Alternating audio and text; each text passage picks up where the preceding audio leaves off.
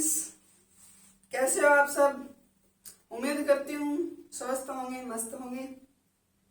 हमने political science start कर रखा था। पॉलिटिकल साइंस में भी हमने कुछ पढ़ लिए थे और कुछ रहते हैं। देखते हैं हमने क्या पढ़ लिया था। पहले हमने संविधान पढ़ लिया था। संविधान का टॉपिक था पॉलिटिकल साइंस में, जिसको हमने पढ़ लिया था। संविधान के अंदर संविधान की विशेषताएं, स्रोत और कब लागू हुआ, कैसे हुआ, क्यों हुआ, ये सब हम पढ़ चुके हैं। इसके बाद संविधान में ही आता है भाग 1, पार्ट 1 आता है संविधान का, जो अनुच्छेद 1 से 4 है। इसके अंदर राज्यों के बारे में पढ़ लिया। भाग 2 आता है 5 से 11 नागरिकता। भाग 3 आता है 12 से 35 मौलिक अधिकार। भाग 4 आता है हमारे पास 36 से 51। इसके अंदर राज्यों के नीति निर्देशक तत्व हमने पढ़ लिए थे। भाग 5 आता है, भाग 4A आता है हमारे पास। इसके बाद जो आता है 51A अनुच्छेद के अंदर, इसके अंदर हमने मौलिक कर्तव्य पढ़ लिए थे। हमने स्टार्ट कर रखा था भाग 5 अनुच्छेद 52 से 151 तक। ये पार्ट हमने स्टार्ट कर रखा था। भाग 5 में कुछ अध्याय दिए गए हैं। पहले अध्याय में कार्यकारी शक्तियों का वर्णन है।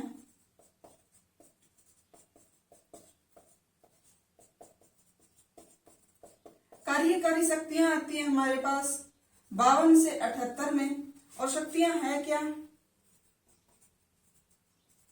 राष्ट्रपति, उपराष्ट्रपति, प्रधानमंत्री, प्रधानमंत्री की मंत्रिपरिषद, उसके बाद महान्यायवादी,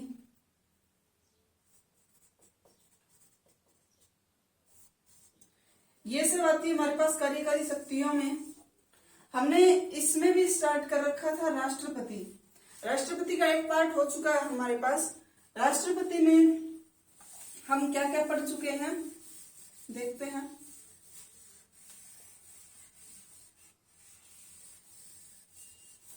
राष्ट्रपति में हम राष्ट्रपति का पद पढ़ चुके हैं। पद आता है अनुच्छेद 52 में। अनुच्छेद 53 में आता है हमारे पास कि संघ की कार्यकारी शक्ति राष्ट्रपति में निहित होती है। कार्यकारी शक्तियां राष्ट्रपति में निहित होती हैं। इसके बारे में शक्तियों का आज हम डिस्कशन करेंगे। ये अनुच्छेद दिया गया है 53 में। 54 में हमने पढ़ा था चुनाव भी होता है राष्ट्रपति पद के लिए, चुनाव पढ़ा था। 55 में चुनाव कैसे होता है, एकल संक्रमणीय पद्धति से चुनाव होता है, ये हम पढ़ चुके हैं। इसमें चुनाव में एक टॉपिक है कैसे होते हैं चुनाव। राष्ट्रपति के चुनाव के लिए 50 अनुमोदक और 50 प्रस्तावक होने जरूरी हैं। ये इंपॉर्टेंट क्वेश्चन है, कई बार एग्जाम्स में पूछा भी गया है। इस क्वेश्चन को आप रट लो बिल्कुल। 50 अनुमोदक और 50 प्रस्तावक। अनुमोदक और प्रस्ताव होते क्या हैं ये देख लेते हैं। अनुमोदक वे होते हैं जो लोकसभा राज्यसभा से 50 सदस्य ऐसे होने चाहिए जो किसी एक पर्टिकुलर व्यक्ति को ये बोले कि इनको हम राष्ट्रपति के लिए चुन सकते हैं। और प्रस्तावक वे होते हैं जो 50 अनुमोदक थे उनकी बात का समर्थन करते हों। 50 अनुमोदक यानी 50 तो उस व्यक्ति के साथ होने चाहिए जो राष्ट्रपति के पद के लिए चुनाव लड़ेगा, और 50 प्रस्तावक, 50 अन्य व्यक्ति उसको हामी बनने चाहिए, प्रस्तावक होने चाहिए। ये सब हमने पढ़ लिया था पिछली वीडियोस में। अगर आपने हमारी पिछली वीडियोस नहीं देखी तो आप देख सकते हैं, प्लेलिस्ट बना दी गई है। आज हम पढ़ेंगे राष्ट्रपति की शक्तियां।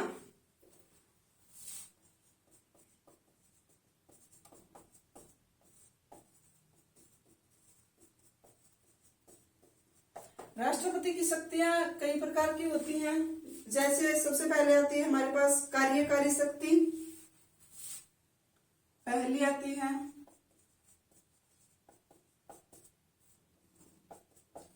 कार्यकारी शक्ति, सेकंड है विधायी शक्ति,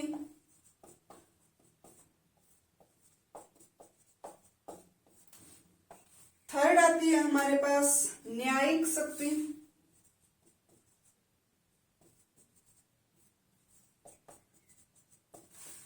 इसके बाद आती है सैन्य शक्ति,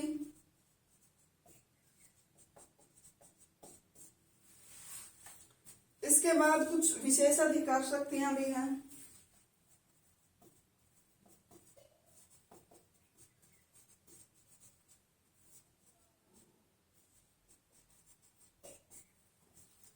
इसके बाद आती है आपातकालीन शक्तियां, ये मोस्ट इंपॉर्टेंट है।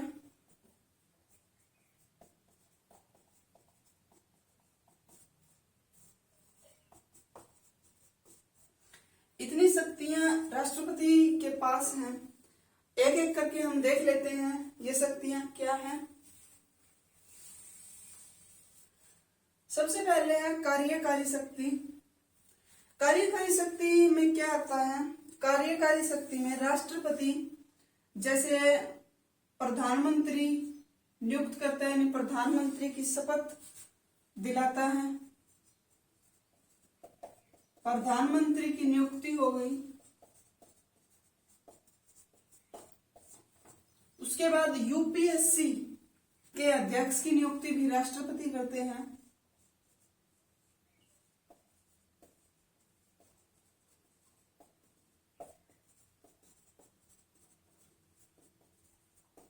इसके बाद कई आयोग होते हैं, जैसे नीति आयोग हो गया, इस तरह के आयोग के अध्यक्ष की नियुक्ति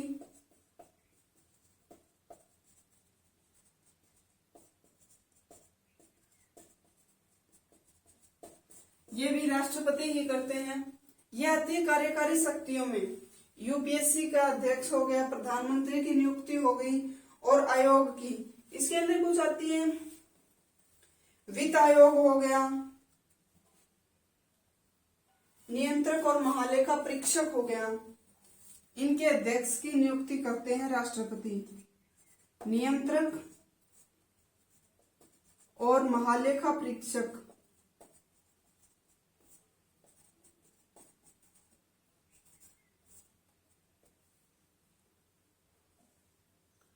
कंट्रोलर ऑडिटर जनरल क्या बोलते हैं इसको, इसकी नियुक्ति भी राष्ट्रपति द्वारा की जाती है। कार्यकारी शक्तियों में आते हैं हमारे पास ये शक्तियां, ये हमारे पास हो गया। इसके बाद आती है विधायी शक्ति। विधायी शक्ति जैसे राज्यसभा में 12 सदस्य नियुक्त करते हैं राष्ट्रपति।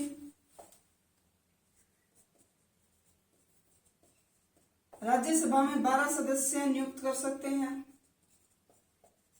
और लोकसभा में 2 सदस्य। ये तो होने चाहिए एंग्लो इंडियंस।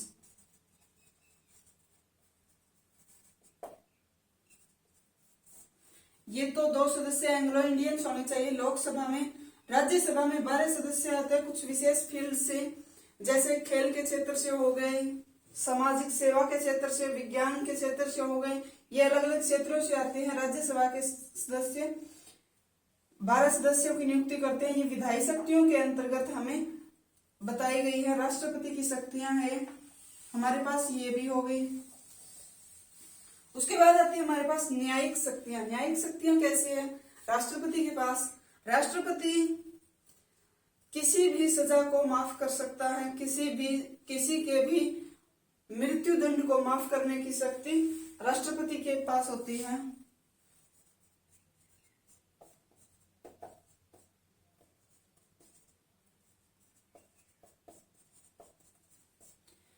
अगर किसी भी व्यक्ति को मृत्यु दंड दिया गया है तो सुप्रीम कोर्ट तक उसकी, मान लिया किसी ने कोई अपराध किया है, उसको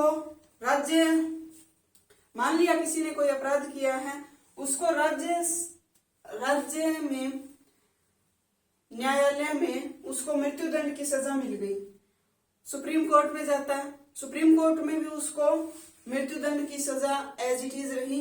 उसके बाद कोई भी व्यक्ति राष्ट्रपति से अपनी सजा माफ कराने की गुहार लगा सकता है, मतलब राष्ट्रपति ही मृत्यु दंड को माफ कर सकते हैं अगर उनकी इच्छा हुई तो।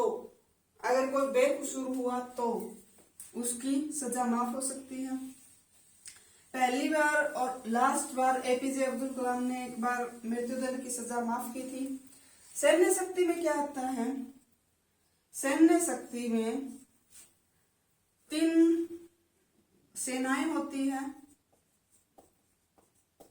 जल सेना, थल सेना और वायु सेना। इन तीनों सेनाओं के अध्यक्ष कौन होते हैं? राष्ट्रपति। राष्ट्रपति इन तीनों सेनाओं के अध्यक्ष होते हैं। सैन्य शक्ति राष्ट्रपति के अधीन आती है। इसके बाद आता है कुछ विशेषाधिकार, कुछ विशेष शक्तियां भी है। जैसे मान लिया किसी प्रधानमंत्री की उनके पद पर मृत्यु हो जाती है, उनके पद पर मृत्यु हो जाती है तो राष्ट्रपति को किसी भी व्यक्ति को प्रधानमंत्री नियुक्त करने की विशेष शक्ति दी गई है।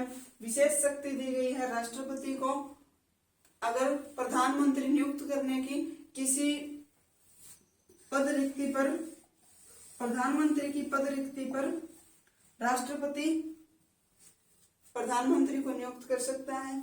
इसके बाद सबसे इंपॉर्टेंट आती है हमारे पास आपातकालीन शक्ति।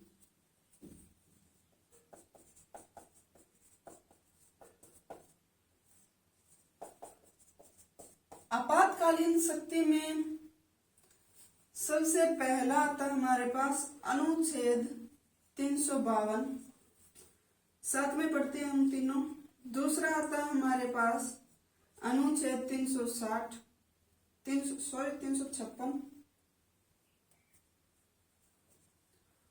और थर्ड आता है हमारे पास अनुच्छेद 360। ये 3 अनुच्छेद आपको याद होने चाहिए। इन 3 अनुच्छेद में हमें क्या बताया गया है? सबसे पहली शक्ति है हमारे पास राष्ट्रीय आपातकाल की, जो अनुच्छेद 352 में है।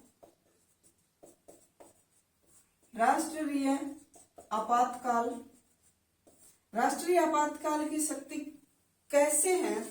मान लिया भारत में कोई बाह्य आक्रमण हुआ, बाहर से बाहर किसी देश ने आक्रमण कर दिया भारत पर, या फिर सशस्त्र विद्रोह हो गया, किसी ने, नागरिकों ने शस्त्र उठा लिए, तो राष्ट्रीय आपातकाल की घोषणा करने की शक्ति किसके पास होती है? राष्ट्रपति के पास होती है। राष्ट्रपति ही आपातकालीन शक्ति का प्रयोग कर सकता है। और राष्ट्रीय आपातकाल 3 बार लगा है आज तक। सबसे पहले लगा था 1961 62 में जब चीन युद्ध हुआ था। सेकेंड टाइम 1971 72 में जब बांग्लादेश का निर्माण हुआ था, बांग्लादेश का निर्माण हुआ था। तीसरी बार लगा था 1975 में। यह लगा था आंतरिक अशांति के कारण।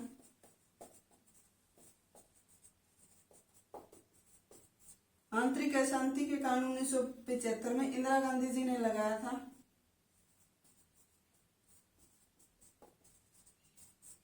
ये 3 बार राष्ट्रीय आपातकाल लगा है। 1961 से 61-62 में चीन युद्ध हुआ था, 71-72 में बांग्लादेश का निर्माण हुआ था, 75 में आंतरिक अशांति के कारण इंदिरा गांधी ने लगाया था। बाद में संविधान से आंतरिक अशांति का शब्द हटा दिया गया। कैसे हटाया गया? 44वां संविधान संशोधन हुआ था 1978 में, इस शब्द को हटा दिया गया। कैसे?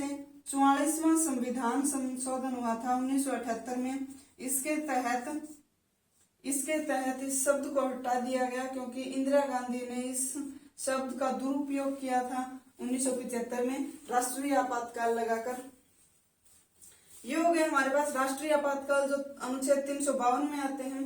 अनुच्छेद इनका अनुच्छेद याद कैसे करेंगे? 352 को याद करेंगे, 3 और 2 5, इसके बाद इसमें 4 ऐड कर देंगे और इसके अंदर फिर 4 ऐड कर देंगे। इससे हम इसको याद कर सकते हैं। अनुच्छेद 352 कंप्लीट हो गया। राष्ट्रीय आपातकाल होता है, 3 बार लगा था भारत में, अब तक 3 बार लगा है। आगे आता है अनुच्छेद 356। अनुच्छेद 356 के अंदर क्या था? अनुच्छेद 356 के अंतर्गत किसी भी सरकार, अगर कोई राज्य है, राज्य सरकार संवैधानिक उपबंधों के अनुरूप कार्य नहीं कर रही है, यानी कि कोई भी राज्य सरकार है, अगर कोई राज्य सरकार है संविधान के अनुसार कार्य नहीं कर रही है, तो हम ये आपातकाल लगा सकते हैं। ये आपातकाल है कौन सा? राष्ट्रपति शासन, जिसको नाम दिया गया है आपातकाल को। इस आपातकालीन शक्ति को राष्ट्रपति शासन नाम दिया गया है।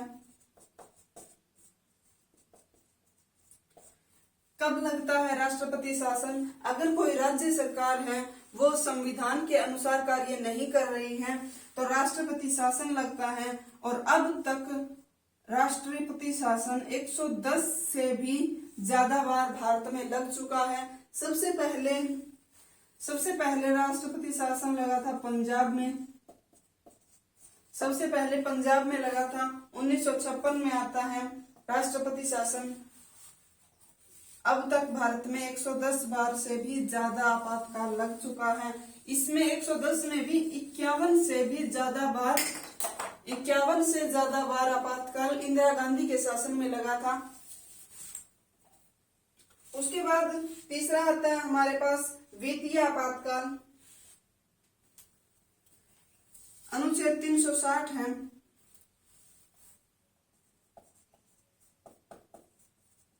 यह आता है वित्तीय आपातकाल।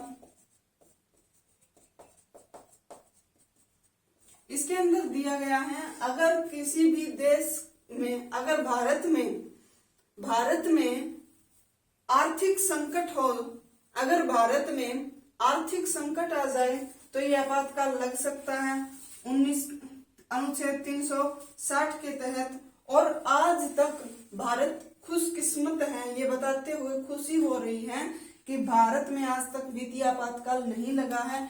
खुशकिस्मत है भारत अपना, आज तक आपातकाल नहीं लगा है भारत के अंदर, वित्तीय आपातकाल नहीं लगा है। अनुच्छेद 360 के अंदर आता है ये हो गई हमारे पास राष्ट्रपति की शक्तियां, हमने पढ़ ली।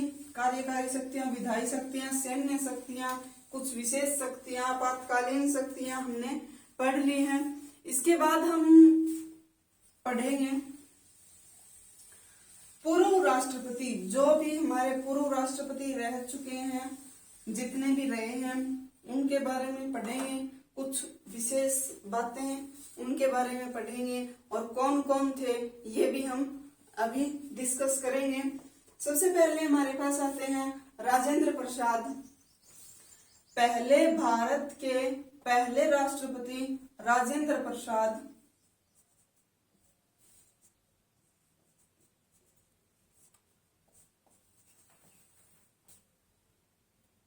उन्नीस 1950 से 62 तक इनका कार्यकाल सबसे लंबा था, 12 साल का सबसे लंबा कार्यकाल रहा है राजेंद्र प्रसाद जी का। सेकंड पर आते हैं हमारे पास सर्वपल्ली राधाकृष्णन।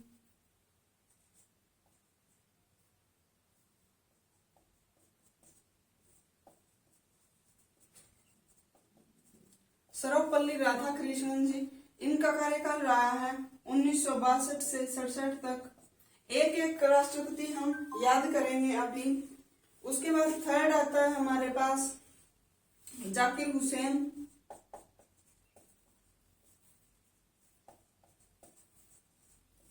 इनका कार्यकाल रहा था 67 से 69 तक।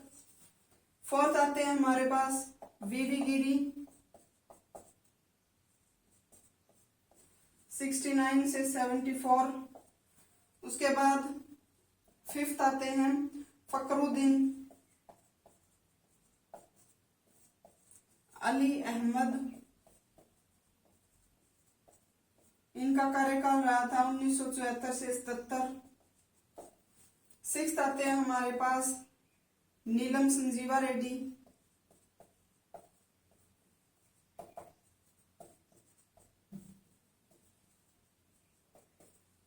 इनका कार्यकाल रहा था 77 से 82 तक। 7th आते हैं हमारे पास ज्ञानी जेल सिंह।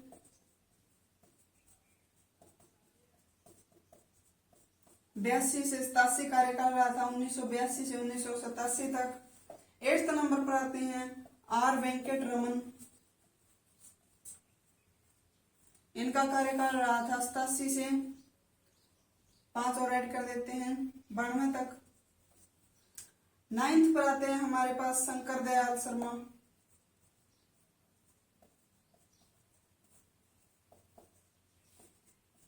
बानवे से 97 तक।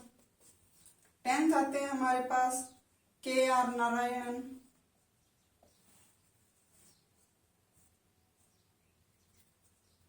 97 से 2002 तक।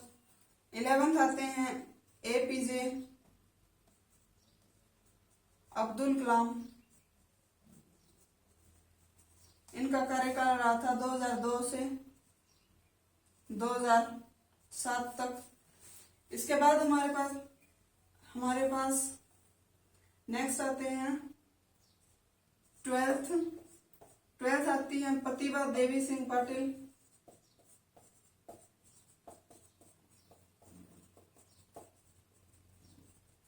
इनका कार्यकाल रहा था 2007 से 2012।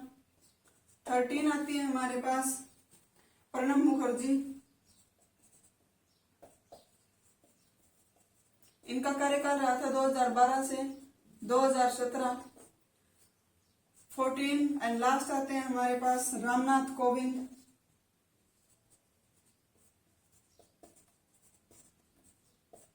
दो 2017 से अब तक चल रहे हैं ये हमारे पास। सबसे पहले हमारे पास आते हैं राजेंद्र प्रसाद।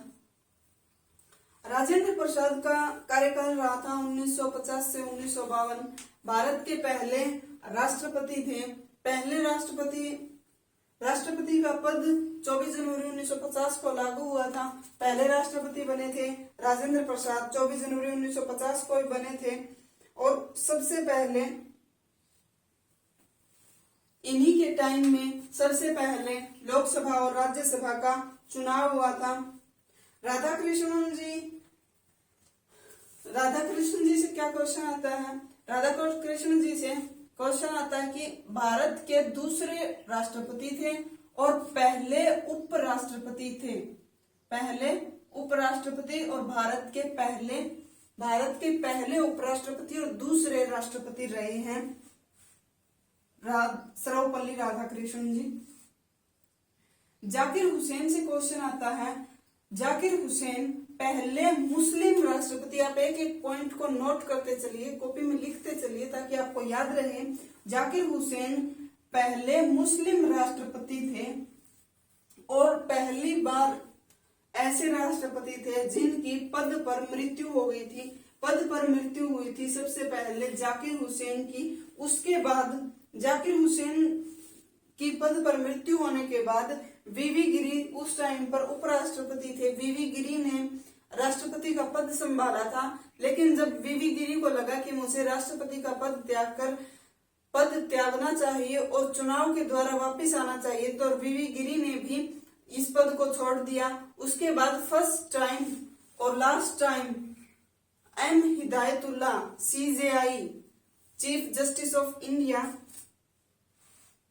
जो राष्ट्रपति बने थे, एम हिदायतुल्लाह पहले और अंतिम CJI रहे हैं।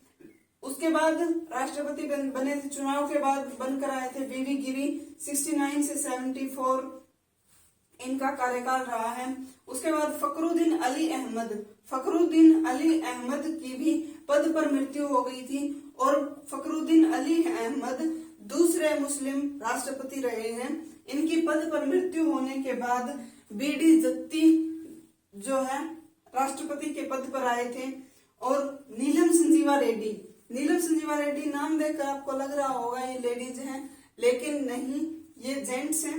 नीलम संजीवा रेड्डी, इनका कार्यकाल रहा है 1977 से 1982 तक। और नीलम संजीवा रेड्डी ऐसे राष्ट्रपति रहे हैं जो निर्विरोध चुनकर आए थे। इनका चुनाव में किसी ने विरोध नहीं किया था।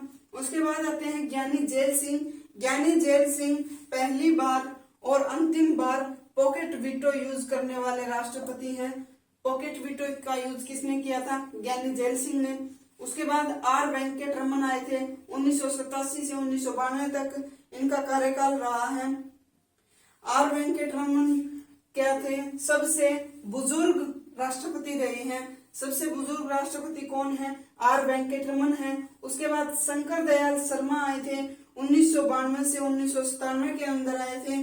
और सबसे ज्यादा प्रधानमंत्री के साथ काम किसने किया था? शंकर दयाल शर्मा ने सबसे ज्यादा प्रधानमंत्रियों के साथ कार्य किया था। उसके बाद आए थे के आर नारायणन 1997 से 2002 में। 1997 से 2002 में आए थे के आर नारायणन। के आर नारायणन जो है देश के पहले दलित राष्ट्रपति रहे हैं। उसके बाद एपीजे अब्दुल कलाम पहले साइंटिस्ट रहे हैं, राष्ट्रपति रहे हैं 2002 से 2007 तक। उसके बाद आई थी प्रतिभा देवी सिंह पाटिल का कार्यकाल रहा 2007 से 2012। प्रथम महिला राष्ट्रपति रही हैं प्रतिभा देवी सिंह पाटिल। उनके बाद आए थे प्रणब मुखर्जी और उनके बाद रामनाथ कोविंद जो अब तक चल रहे हैं। इसमें हम इनको याद कैसे करेंगे? याद करने की एक ट्रिक है, छोटी सी ट्रिक है, शायद आपको याद हो जाए उस ट्रिक से।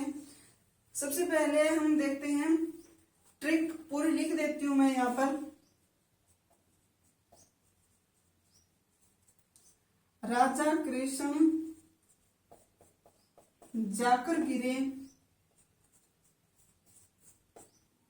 फनी ज्ञानी व शंकर नारायणा के चरणों में।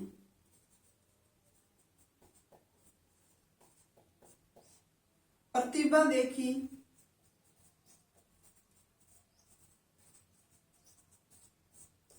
प्रणब की राम ने। ये दो लाइन है जो आपको याद रखनी है। और इसके बाद आपको कार्यकाल भी याद होगा और आपको सभी राष्ट्रपति भी याद हो जाएंगे। हम देखो, राजा कृष्ण जाकर गिरे, फनी इंग्लिश में बोलते हैं ना, फनी मजाकिया, फनी ज्ञानी व शंकर नारायणा के चरणों में। इतना हम पहले देखते हैं। राजा कृष्ण जाकर गिरे फनी ज्ञानी व शंकर नारायणा के चरणों में। राजा कृष्ण जाकर गिरे फनी ज्ञानी व शंकर नारायणा के चरणों में। राजा से हम याद करेंगे राजेंद्र प्रसाद। कृष्ण से हम याद करेंगे सर्वपल्ली राधाकृष्णन। जाकर गिरे यानी जाकर से जाकिर हुसैन, वीवी गिरे। फनी को कैसे याद करेंगे? फकरुद्दीन का फनी फै और नी हो जाएगा नीलम संजीवा रेड्डी का। ज्ञानी जेल सिंह को याद कर लेंगे हम ज्ञानी से। वह को कैसे याद रखेंगे? वेंकट रमन को हम वैसे याद करेंगे। उसके बाद शंकर नारायणा, शंकर दयाल शर्मा को शंकर से, नारायण को नारायण से, और नारायणा के आगे आ की ध्वनि आ रही है उससे हम याद कर लेंगे एपीजे अब्दुल कलाम जी को। इतना याद हो गया होगा।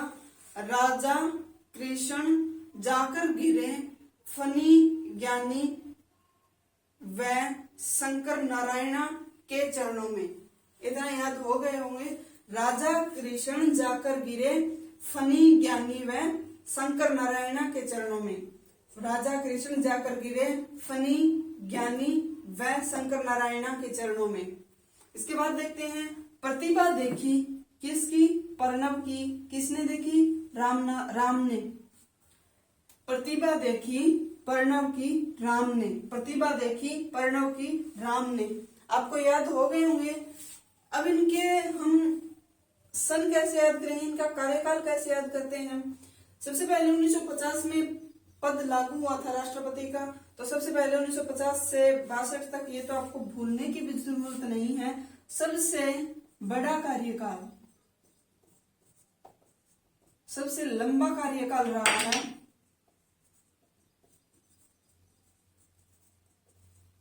सबसे लंबा कार्यकाल रहा है राजेंद्र प्रसाद का, 1950 से 52 तक। उनके बाद हम 5 साल लेते हैं, 62 से 67। लेकिन जाकिर हुसैन पहले व्यक्ति थे जिनकी पद पर मृत्यु हुई थी, तो इससे हम याद करेंगे कि 1967 से 69 तक 2 साल ही इन्होंने पद संभाला था राष्ट्रपति का। उसके बाद इनकी मृत्यु हो गई थी। उसके बाद वीवी गिरी आए थे 69 से 74 तक 5 साल।